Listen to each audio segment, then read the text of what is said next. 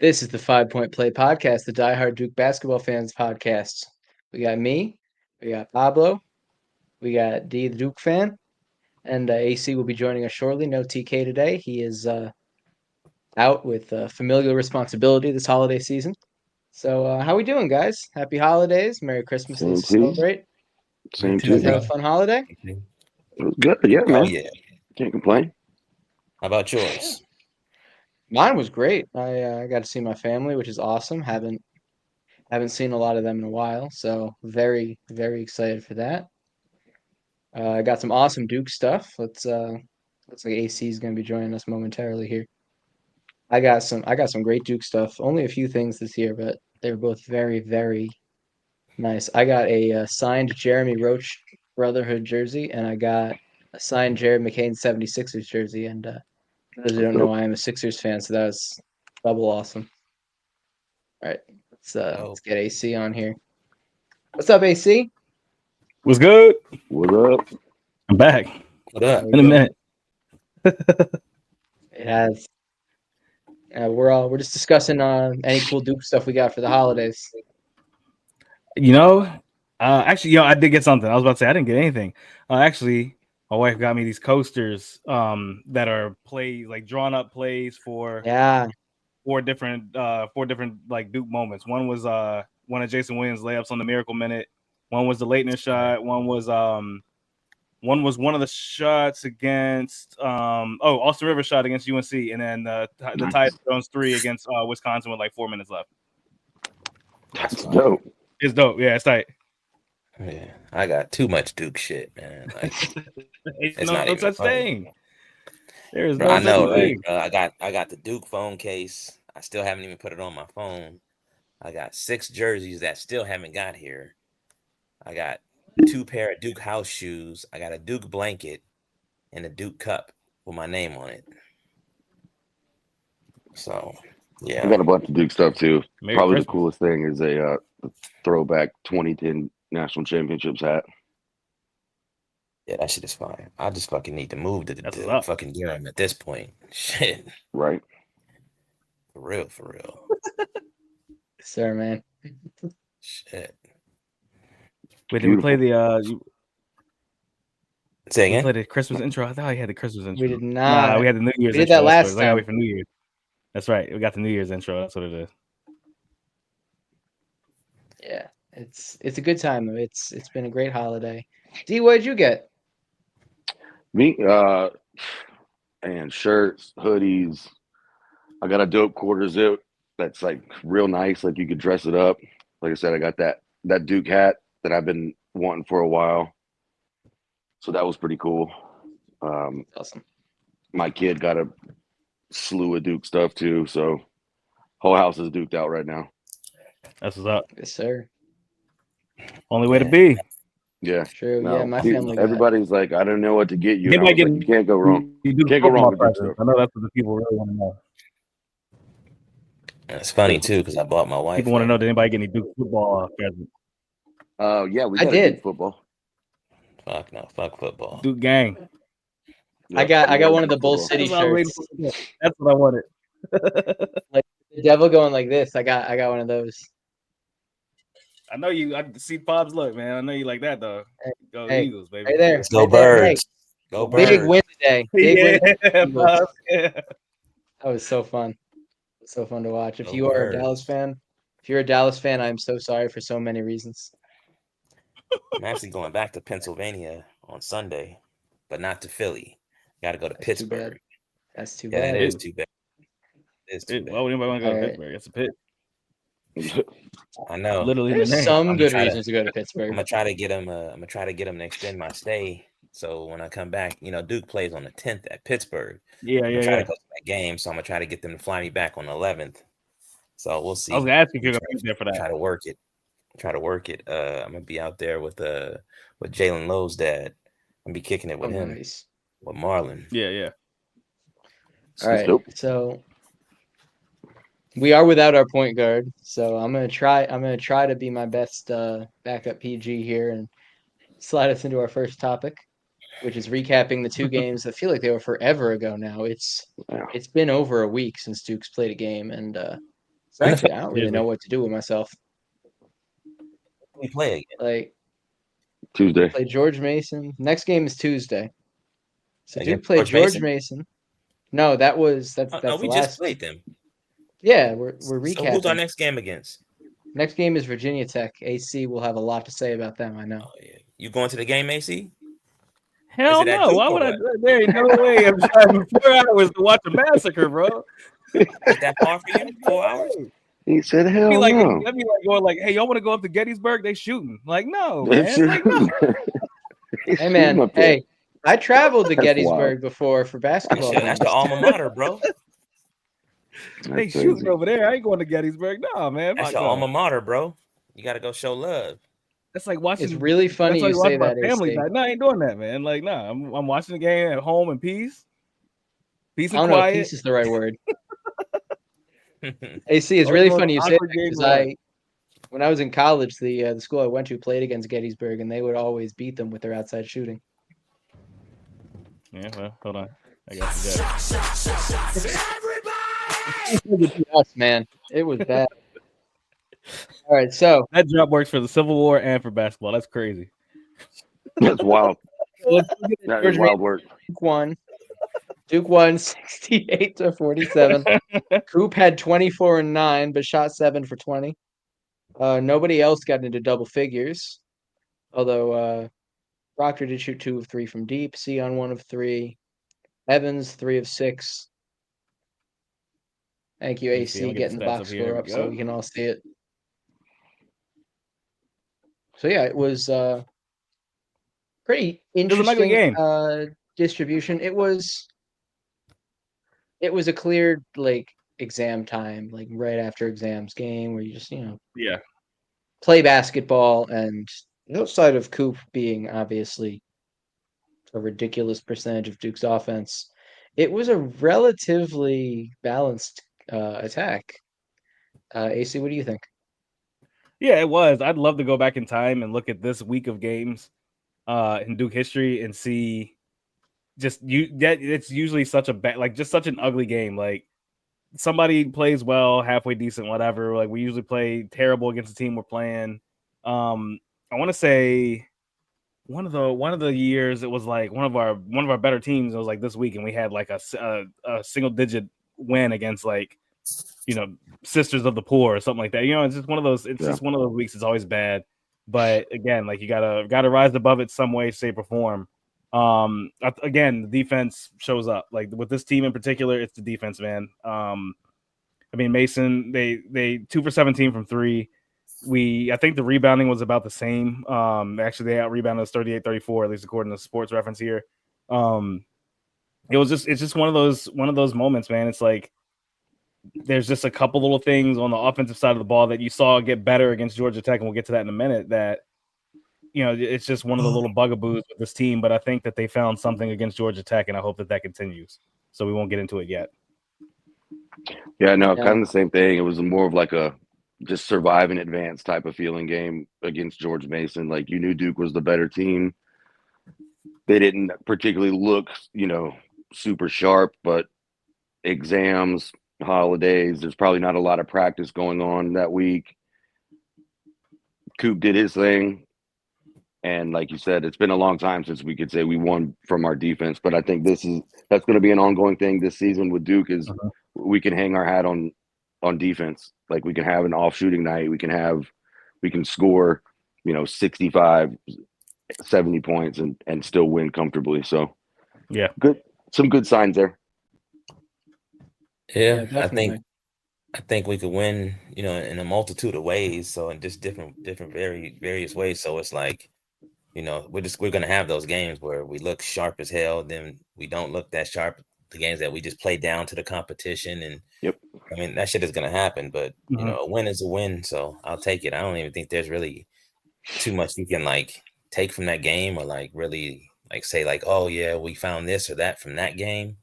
Because like D said, I think it was kind of like it did feel like a survive and advance type game. Funny, you know what I'm saying? It's funny that you said that because I was thinking something like that. I probably just wouldn't have said that.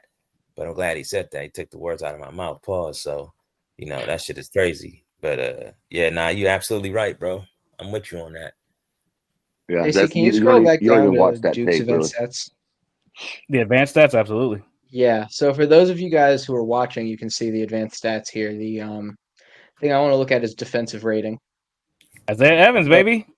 yeah, that's good. So for those who don't know, defensive rating is the easiest way to describe it is points allowed while you're on the floor per 100 possessions.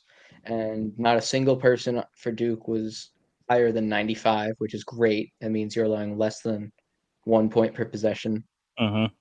no matter what the situation. Coop with 73 D rating. Come on with a fantastic 66 and a 134 offensive rating, which is the same thing for offense.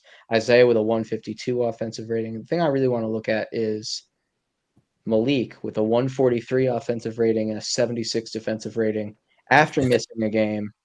Yep. Really, a 27% assist rate. It's a really good game for him.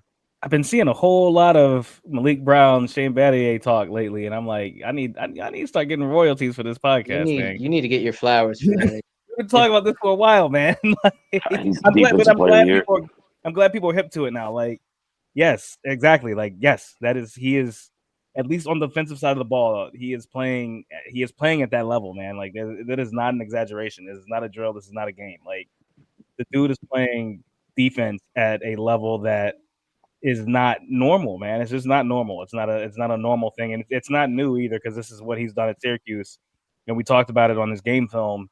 He was doing things with Syracuse that lead to wins, but his teammates weren't hip to it because they couldn't hang with it, Bobs. But I mean, now at Duke, you're with competitors, you're with other, top notch defensive players, and everything he's doing is just translating, and you're just seeing it all play out. And he's going to be like when we felt like adding Justin Robinson to the mix was a key to a national championship for that Trey Jones and Vernon Carey team. Like that's what you have right here at Malik Brown. Like it's except for it's not the last game of the season; it is the entirety of the year. So we are who we are in large part because of Malik Brown. Yeah, I would 100%. I loved hearing Jim Boeheim on the call that game because he just every time he was able to talk about Brown, his voice lit up because he was like, I got him to come to Syracuse before we get it, Jim, we get it, we get it, Such dog. such a fantastic one-on-one defender. It's He never incredible gets that he beat. was able to thrive so well in his zone at Syracuse. Yeah, He's one of the best defenders I've seen maybe since Shane Battier. I'll be easily, honest with you. absolutely. I agree. Absolutely. I don't know who I'd put above him, honestly. Right? But in that span of time, I don't know who else I'd put above him. I really don't. Yeah, The he's only guys I can really think of are absolutely maybe Trey guards. Jones. Like Trey Jones was incredible on the defensive side of the ball, but He just didn't have Maybe- he just wasn't like.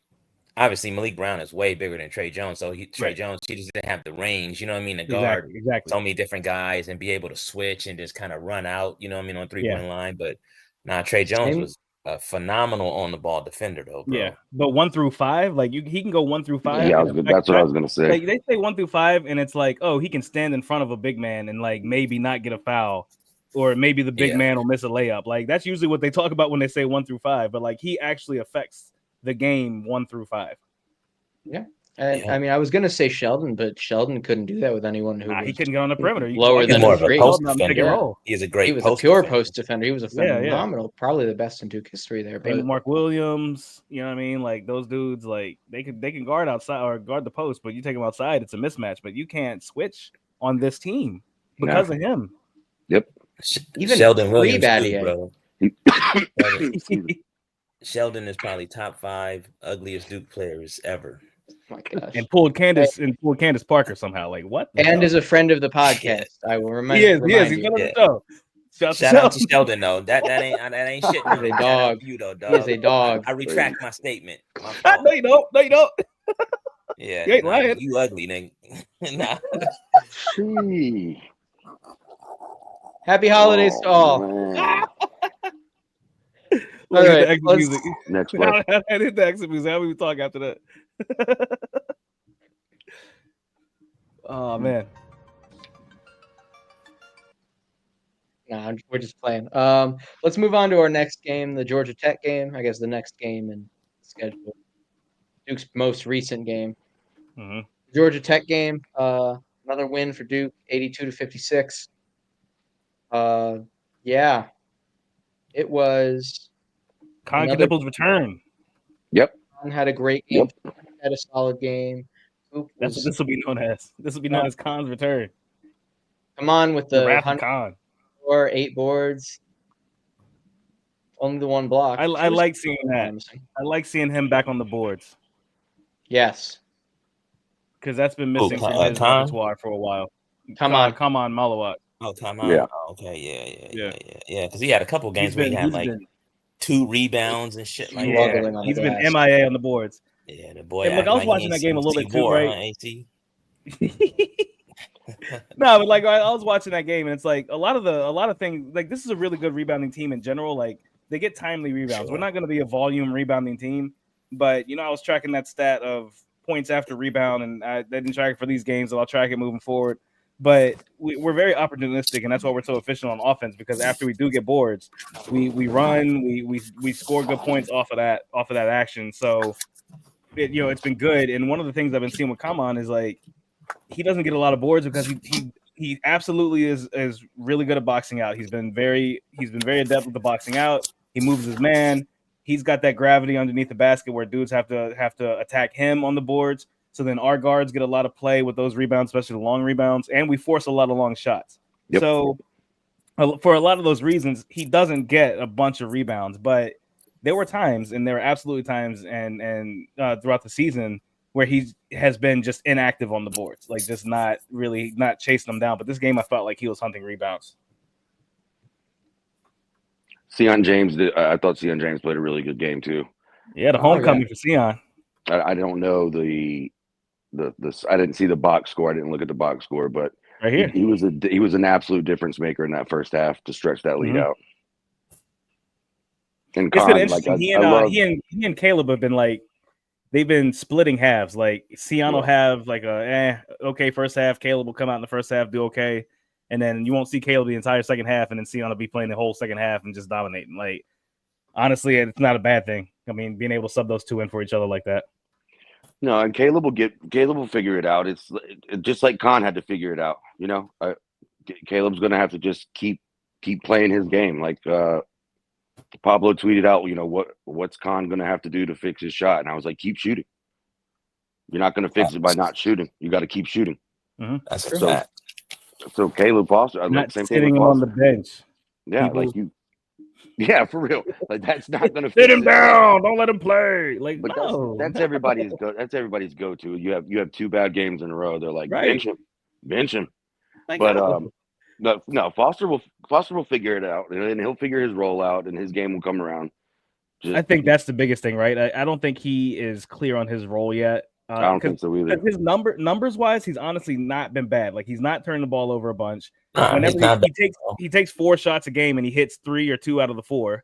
Like so, his percentages are fine. It's just he is nowhere near as aggressive as we need him to be. Yep, I want to see him take that ball straight to the rim. Like as soon as he gets somebody on his hip, just go straight to the rim. Like when you sub in, like you were the scorer. Like that's what you do for these 15. That's what he did. I think he did a good job against Auburn in that game. Yeah, yes, he did a really good job on that with Auburn. And then we didn't see him the whole second half because Sion James was so effective. And I don't know if that was like a defensive sub, the situation or what. But it was more on the defensive side. Yeah, they didn't want to let guys get going. Pause. So it's like fuck it, we're gonna leave him on him. AC, can you scroll down to the advanced stats again? Always, Jack. Look at those advanced stats. So, looking at everything, looking at the guys that actually got major play time, Hoop had technically a below-average offensive game with the 93.0 rating. But again, nobody had. And it felt like it. It did feel like it. He had 13 points. That's not Coop-like. But then you look at everyone else. Con with a 180, more than making up for Coop. 104 offense, 91 defense rating from Prague. Isaiah with a 176 offensive rating. Malik, again, 148 offense, 82 defense. Like, the offense flows when he's on the court, even if he's not the one putting up shots necessarily. The offense He's such a good facilitator. He moves the ball. He is. You can't play drop coverage on him, like all those things. Like he's just so effective with that. It's very different. And he wasn't the 1-for-1 replacement for Mark Mitchell. Like that's more like Coop. Coop was the replacement for Mark Mitchell essentially, but like just Malik Brown, just his ability to move the ball on offense, and teams can't play drop because he's such a good passer and he's so smart with what he does with the ball on offense. It's again, you can't say enough about Malik. I know I've said this. I just don't remember if I said it on the podcast. Malik has an insane passing vision. He just doesn't necessarily have the accuracy that comes with it all the time. Mm-hmm. So like you'll see him have a really bad turnover here and there, but the fact that he's seeing these guys, it just means that it'll take a little bit of time for them to click. He'll get that down by the end of the year. Cooper scoring I know, 13, I don't think is bad though. Like I think agree with you, D. we've talked about that. Like if Cooper's the one leading this team and scoring every game, that does not bode well for us. Like we need different guys to have different to step up at different times in different games. You know what I mean? See, I think it depends on how he's getting his shots. I don't mind him being our leading scorer. Is he trying to jack a bunch of threes, or is he taking it to the inside, getting their guys in foul trouble, getting to the free throw line, getting tough twos? If he's doing all that, which he has done in big games against Auburn, Kansas, Kentucky, all the big games, he's in the 20-plus point mark. Every other game, he's down like 9, 10, 11, 12 points. And we talked about that before the season started. We'd probably see something like that, where in the big moments, he's going to score more because he did that at Montverde. So I don't know that. Yeah, I mean, I get what you're saying, D, but it's just like if he's getting his points efficiently, I don't care if he's leading scorer or not. We're winning games because of that. It's the other guys that have to step up around them, and that's where I want to see that. Yeah, no, I mean, if he hits his average, we probably hit the century mark in this game. You know what I mean? Yeah, yeah. I mean, shit, man. Like I know Paz wants to talk about it. We saw a fair amount of. I mean, I think in his 19 minutes on the floor, I want to say at least 18 of Isaiah Evans' minutes were with Conka Nipple. Yeah, that's something we've been asking for. That was definitely by design, because at the end of the day, man, like the stuff that we say, right? And it's not about what we say, but it's like obvious basketball shit, right? Like you got these guys on the floor together, that creates a whole new dynamic, you know what I'm saying, on the offense for the team, and it really puts the defense in a fucked up position. So I mean, it's just obvious, you know what I mean? Like there is more shooting out there, more of a threat. Now you got two players that could get fucking flaming hot. Pause, you know what I'm saying, and just hit all their shots. So it's like, okay, what do? You got one that's a facilitator, you stretching the defense out even more. Like, I mean, it's like a no-brainer. And that's like we always say, man, John Shire is fucking very intelligent. He recognizes the same thing that we recognize. And only thing, I think that he just took a little longer for it to happen because he was just waiting for a breakout game and the confidence to build for like Isaiah because he wanted to throw them out there. That's what I heard. So, so I think talk to the fans about this, Bob, because this is important because I know the fans freak out about this all the time about our coach. Like, just because against Incarnate Word you don't see every single set run that you think that this Duke team should run doesn't mean that they're not practicing it, doesn't mean they're not going to deploy it at some point in the season. There is something about not putting a bunch of shit on tape that you don't want people to see. All right? That is a true thing. That's not a myth. That's not an excuse because I've seen that and I've had that argument on Twitter for the past month. All right? That is actually a thing that coaches do. And why would you waste a bunch of tape on stuff? But a game like Incarnate Word, a meaningless game in December, you'll see like one play, you'll see one set run, and it's like, oh man, that looks good. Why don't we do it all the time? Okay, because we don't need to put on tape. He saw it once, he saw it in a game. All right, good. That's it. No more. Like, leave it alone. Like K is famous for that. Coach K would run a play. You could go back and look at the tapes. He'd run a play that you saw in December against Lehigh, and you would never see it again until the tournament. Until like 3 minutes. Is that the team you had to choose, AC? Exactly. Was that the example team you had to choose? I did. Yeah, that was a horrible pick, horrible choice. But exactly, just like we talked about, like it's like anything, man. You don't show your hand too early. You know what I'm saying? It's like you play vanilla, and then when it's time to break it out, you know what I'm saying? You know what I mean? You whip it all the way out. Bam. You know what I'm saying? Pause. Yeah, Pops. Yeah. No pause on that. Okay. Oh boy. Mighty. No, you're not wrong. You don't want to give all, like you said, you don't want to give all the secrets away. Like you save that for March. You keep it in your back pocket. You know it works. We practiced it. We ran it once. Cool. Everybody gets it. We're not going to stop practicing it, but we're just not going to utilize it yet. You know what the opposite is happening, right? Have you seen Kentucky lately? Because they starting to look like doo-doo. They peaked against Yep. Duke. They ran everything. Mark Pope did all the documentary and stuff that they were doing. They did everything they possibly could to win that game. And now everybody knows exactly what they do. Shit, they might have Man. peaked at what their social media might have peaked too. Yeah. Shit. And now everybody knows. Like, They shot and all their threes they might away. have a couple wrinkles in March or whatever, but you know who that team is when you play them in March. You got plenty of footage for them. You don't Yeah, I have that think much that- footage for Duke by the time March comes around. You really don't. Yeah, I mean, you might have some footage, but I mean, you just can't count for all those weapons Nah. they have out there. Nah. I mean, the combinations and the lineups that they could throw out there, man, you just don't know, bro. Like they'll fuck around and might start Sion one game. Mhm. Shit, you might see Isaiah start one Yep. game. You know what I'm saying? And then Yep. it's like, okay, now what you gonna do? You game plan for him coming off the bench. Yep. But now, you know what I'm saying? Your starters got to chase him around. And so Yep. now it's like, okay, well, what do we do? And I think that's Not the to mention good part the of this team we got. They got a luxury, man. They got a luxury Yeah. to do so many different things, man. and the SEC this year is disgusting. Like they're probably going to have 9 teams in the tournament, and every game you play is going to be the hardest game of your life in the SEC. Whereas in the ACC, Duke can not put everything out on tape and win most of the games we play in the ACC. So there's the difference there too. Like that's one of the differences in playing in such a difficult conference versus everything else, because you kind of know like when Duke was that type of conference, or the ACC was that kind of conference, late 90s, early 2000s and such. By the time I got to the tournament, for the most part, you knew what all those ACC teams were like, and they were all really damn good still, and they'd probably advance pretty far, but you knew who they were. They didn't have a lot of new shit to throw at teams, and now that's what you're seeing now too. Oh shit, my bad. My shit was on mute. My bad. Unfortunately, you're right. But I also the lackluster ACC also makes me a little nervous too, because like you're not like, how battle tested are you really when you get to March? I mean, Duke is fine. Like we Duke played is- a Duke has played ridiculous some non-conference incredible schedule. opponents. Oh yeah, our non-conference schedule was Like off the even though charts. it happened 2.5 months before March begins, like we still, like all the shit we learned from those games against Kansas, So- Kentucky, Auburn, Illinois in February, like all those games we play will translate to March for us at least. I don't care about everybody else in the ACC. Fuck them. So I'll say this, like what D said, you know what I'm saying? Like, is it concerning? I mean, for me, if this was last year's team, I would say yes.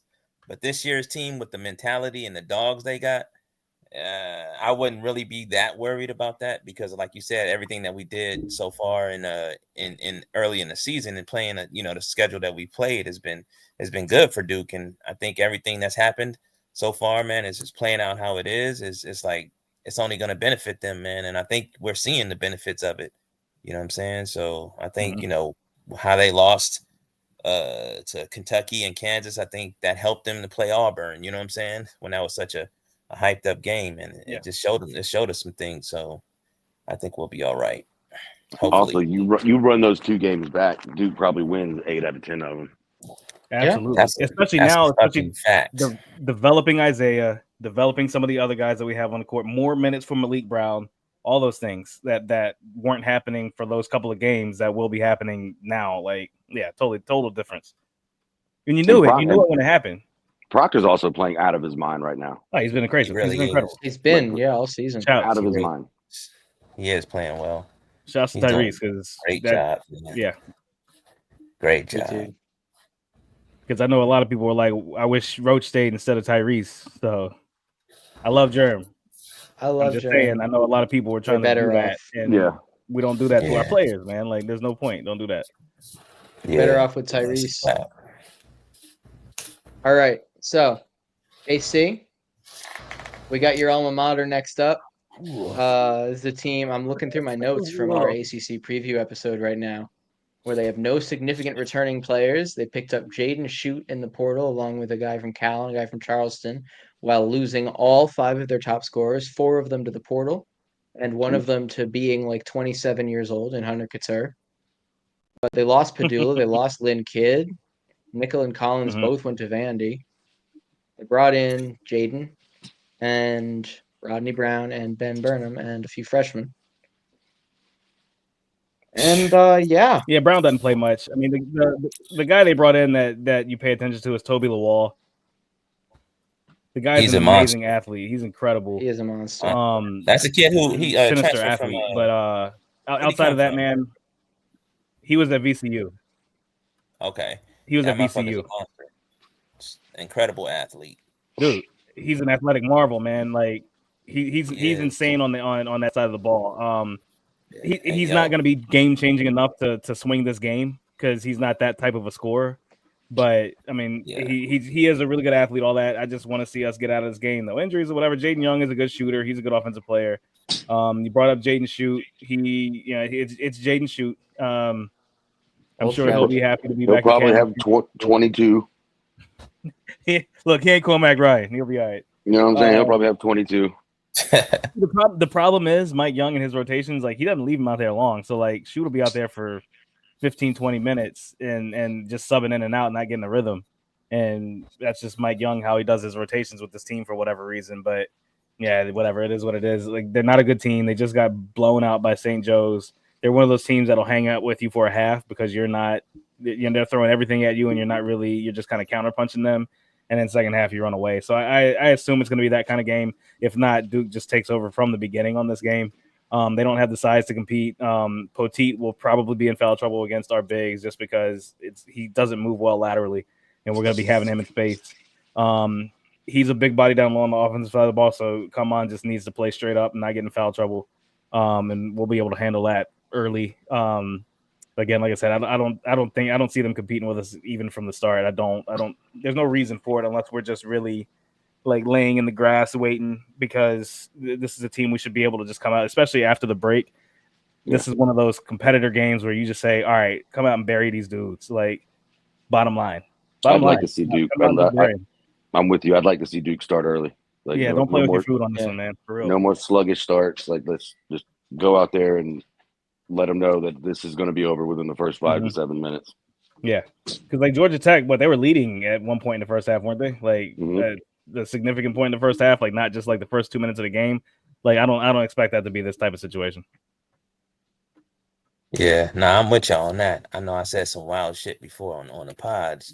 I mentioned the Diddy party in the Epstein Island, but this shit right here about to be like a new episode of the Bang Bus right here, bro. It's about to be over. You know what I'm saying? They about to get killed. Whoa.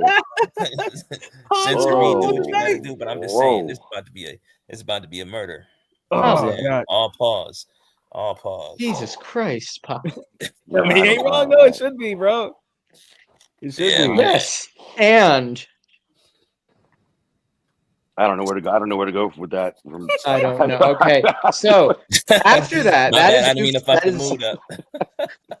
So that's New Year's Eve. Duke's next game after that is on Saturday, January 4th against SMU. That's gonna be a tough game. It's gonna be a good one. It's gonna be at SMU. It's interesting. They got some good pickups. They got Kevin Miller from Wake. Mm-hmm. They did have some good guys last year. I haven't really watched enough SMU this year to know that much about them, other than that Kevin Miller's really good, and I know that from past experience. Mm-hmm. They run the floor. They have some talented players. They got the big man. I don't know how to say his name. You get a glue from Turkey. Like that dude he's a freshman, but he plays like he's been experienced overseas. Just very measured. They're not a really big team per se, but they have a lot of guards. They play that. They're gonna play 4 out and really make you work. They're gonna go backdoor on you. If you can honestly. It's Andy Enfield. If you can think back to the Florida Gulf Coast run, they don't have the athletes with size like that, but they kind of run a similar type of game where they're running gun. They are looking for threes. They're hunting their shots early in the clock, and if they don't get shots early in the clock, they're looking to go backdoor on you. They're a tough team like that. Trey Orr was a highly rated recruit coming out. He's their backup big man. He's able to stretch the floor a little bit too. He's a good player, man. He's crashes the boards hard too. It's a tough team, man. This is actually SMU's probably I don't know what they're in on the standings right now because we've only had 1 week of ACC games or whatever. But I'd imagine they're going to be in the top 3 or 4 of the conference this year.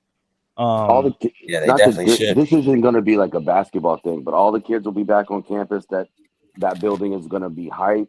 It's going to be loud. They announced the sellout back in whenever SMU joined the ACC, like a week later, they announced the sellout for the Duke game after the schedule was released.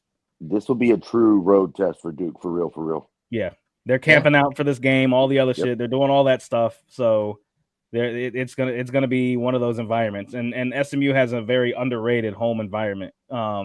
Playing, I think they were in Conference USA maybe before. They were in the before going American. American, I believe. the American Conference or whatever. Yeah.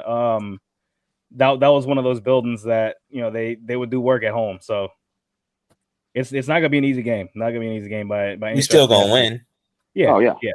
We've been through it against Arizona, and again, they don't have the size. They don't have the size to match up with us. Now we're gonna have to weather that storm early. Like, this is definitely gonna be one of those slow start for Duke games. Honestly, like they're gonna come out, they're gonna hit every single shot they take for the first 5 minutes of the game.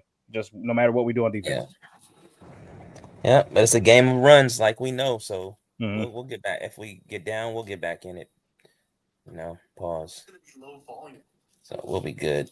I like that game though, and I like this team. Like SMU, man, from the football and basketball side, SMU's been a good pickup so far for the ACC. Shouts to It's them. a great pickup. Yeah. Shouts to them for real. For I mean, embrace, they could have and they done a embrace it little too. bit Like, better they're against Penn embracing it. State. What's that? They could have done a little better against Penn State. Yeah, I in mean the they got playoffs, smashed, but but it is what it is. They're embracing being in the big conference, having the opportunity. Like, honestly, like, shouts to them. yeah, good for them. I'm happy for them. They're succeeding. We're gonna beat that ass though. So, Oh, yeah. yeah, I don't even think we need to do by predictions. 15. No, man, like honestly, like 82 to like 78, I could see that score, man, for real. That's super close. They're gonna put up points. You gotta hit your free throws in that game. You do all the little things. You gotta hit your free throws. You gotta score on breaks. You gotta like, because defense, like, you can play some of that defense where you get a couple stops here and there, but this is not gonna be a full out every possession defensive game, man. And I don't know, 78 might be high, right? Like, this is every team we've played, we're holding under their average. What's SMU's average for the season? I think they scoring like 80 something a 82? game, ain't they? Yeah, 86 they're not points a gonna game. get So there. you hold them down into the 70s. You're holding them to what we're averaging, they're holding not teams going under their average. So holding this team into the 70s would be a solid defensive effort, in my opinion. Agreed. Yeah. Yeah, my prediction is 81-73. I don't even want to give a prediction for Virginia Tech because I feel like it will be awful no matter what. I'd love to see us hang 100. I'd love to see Duke hang 100 on Tech, because number one, they should be able to do so, and then number two, like, that goes a long way, and like whatever the mental block is on the offense, that goes a long way in taking that hurdle away. Agreed. I agree. And it also gets your alma mater closer to losing Mike Young. He's gonna go the way of Jim Larinaga at some point. He's too old for this shit. Yeah. Old Danny Glover. All right, so our next segment, let's talk. New Year's coming up, so figure let's do some New Year's resolutions for Duke's team.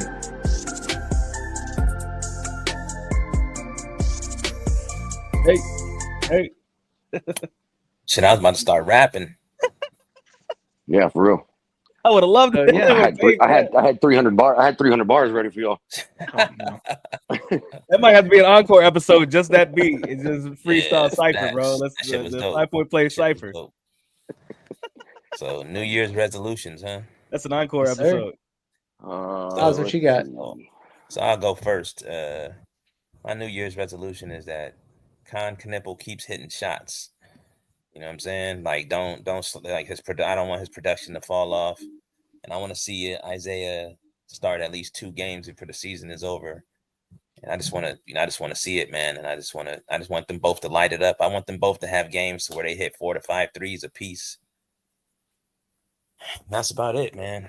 I think everything else will take care of itself, bro. I think, we're going to continue to, force feed the ball into Common and get him involved. Coop's going to be Coop, and I think we'll be all right, man. That's, as long as the defense holds up, we'll be good. Yeah, I'll go next. I've been hard on Evans, and I was proven wrong, and I gave him my apologies. And he's even impressed me on defense. So I would like to see his defensive abilities to continue to step up, and I'm hoping we will see that, and I will I'll agree with Pobbs on we need Con to keep shooting. We're gonna need that that floor stretching shooter out there, and if we can get them both, clipping on all cylinders, there's really no stopping this Duke team. No, and both those things you guys said are super important, right? Like, I mean, what the only couple of games we've been over the 80s have, other than outside of Auburn, have been kind of throwaway games. Georgia Tech, whatever. Wofford, Army, Maine. I mean, one of the things that's missing in those games has been the outside shooting. We've been getting the shots. The shots have been going up, and they've been good shots. They have not been dropping, and I think that has to change. It has to change moving in March. Like, as good as the defense is, it still has to change, because no matter how good your defense is always at a disadvantage if everything is even. So you have to be able to hit those shots. And we lost 2 big games, Kentucky and Kansas, solely on the backs of not being able to hit shots. So I think that's what you guys have said is absolutely important. And one of the things, I'll just go, Jack, since you got me on the screen. Then we'll move to you. But honestly, one of the things that's going to help that, and I think against Georgia Tech you saw it, is I do think the offense needs to run from the inside out. I think Common Malawash and Cooper Flag getting lane touches has been important for this team. Malik Brown, the same thing. We just had this whole dissertation about Malik Brown being such a good passer. Well, you make that happen by getting those lane touches, whether it's off the drive or whether it's moving the ball to your post players. And I told you I was going to beat this horse till it's dead, and then buried, and then dead some more. When it comes back as a zombie, I'm going to beat its ass again. Like, we gotta play on That's a the lot of interior, beating. man. Pause. That's a whole lot of beating, bro. Like we had a Diddy party, right? I love it. I love it. Like, Yes, sir. Common's he has to touch the ball down low, man. You again, it's not just that we have a 7'2", 250-pound player. It's not just that. It's that he's actually talented on the offensive side of the ball, and you have to account for him. Like, his best part on the floor is his offense, not his defense. Even though he is effective on defense, the best quality that he has right now is his offensive game. And if we're not utilizing that, which we weren't for that long stretch from November to December, and maybe that was by design, right? Maybe John's trying to figure the other parts out because he knows he can go to that whenever he needs to. But when the rubber hits the road and it's time for us to really like play these tough games and stuff, which we won't get many of those in the ACC, but moving into March and stuff, let's get him those reps and get this team used to working inside out, because it's only gonna make those shots easier for those guys. It's only gonna make that part of the game so much easier. Yeah, good point. Yeah. All right. I have 2. One of them is, as AC said, that inside out offense. I have been clamoring for it for 3 years now, and we haven't really seen it until recently. I would love for Duke to continue that, and get Malik involved down low. Get Coop involved a little more down low. He's settling for a few more jump shots than I'd like, if I'm being completely honest. But I think the bigger one is get Caleb Foster going offensively. He has scored 9 total points in Duke's last 3 games, including 0 against George Mason. And I'm looking at the box score right here. Like, he had 11 against Auburn, 9 against Louisville, and then 9 total points since.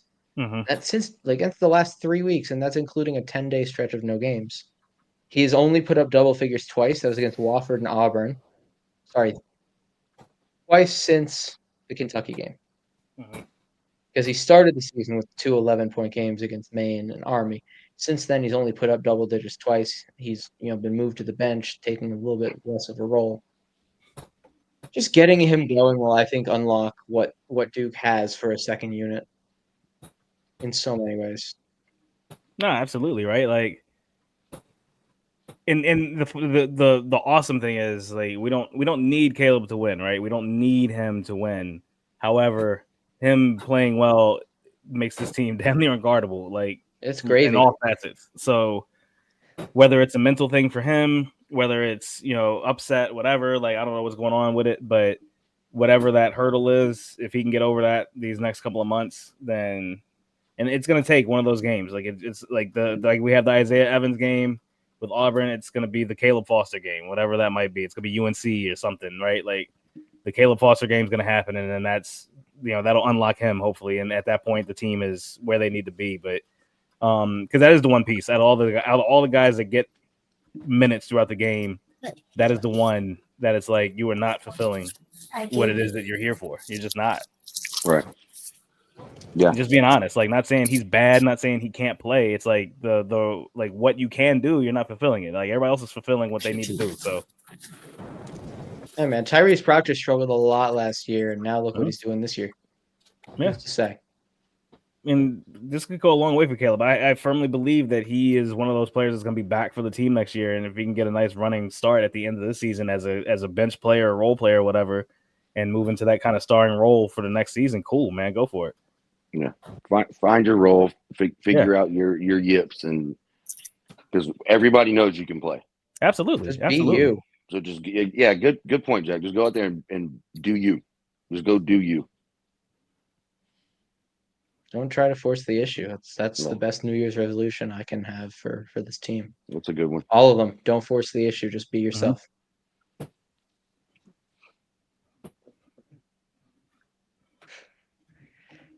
It's a good time to be a Duke fan when we only have a few New Year's resolutions. Man, it's raining like crazy over here, bro. like it sounds like a fucking tornado outside. Like shit is ridiculous. Shoot. Storm's about to hit out here too. Before we start losing power, then. Yeah, for real.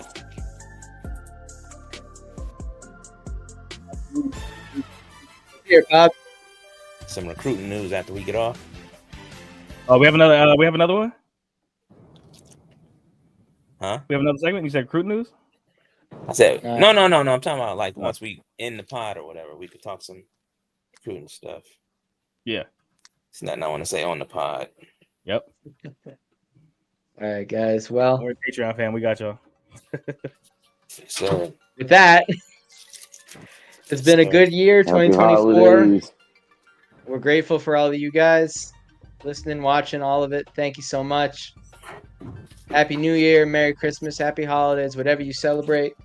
And fuck you, Elko. Make sure to follow us everywhere.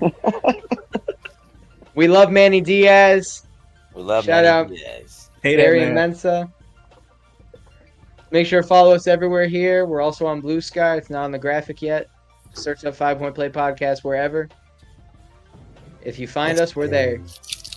Let's go, Duke. Go Duke.